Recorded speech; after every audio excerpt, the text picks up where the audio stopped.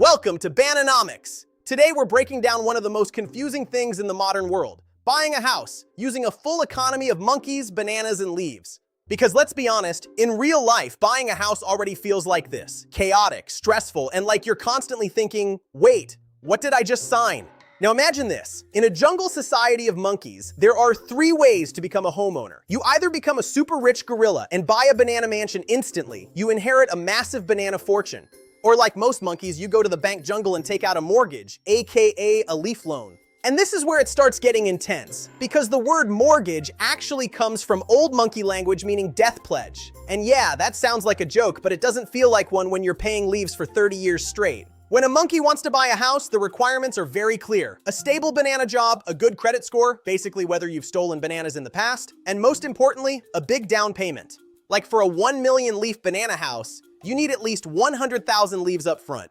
To save that, monkeys spend years collecting bananas, not spending them, sometimes even selling peels just to survive.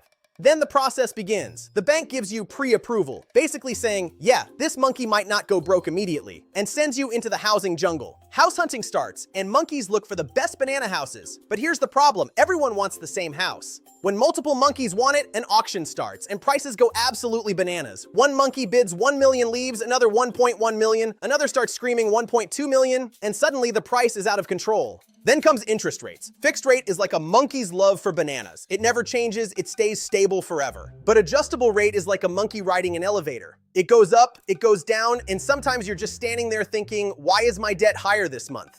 And of course, there are hidden fees nobody tells you about. Appraisal fees for checking if termites are inside the house, attorney fees, transfer taxes, insurance, and so many more leaf drains.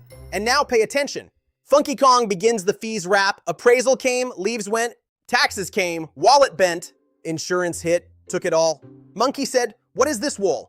And the mortgage actually has some advantages too. If house prices go up, the monkey gets richer, credit score improves, and you become a respected, serious monkey in society. But there are downsides too: 30 years of debt, constant interest stress, and the risk of losing your banana house if things go wrong. Basically a high-risk, high-banana system. But let's say a monkey struggles to pay the mortgage. Here's a creative solution: renting out a room in the banana house. Yes, another monkey moves in, lives in your living room, and pays you leaves, making the mortgage slightly more survivable. In the end, this whole banana economy teaches us one thing: buying a house isn't just about money. It's about strategy, patience, and sometimes just pure survival. And if you understood all of this, congratulations! You are now financially literate in monkey economics.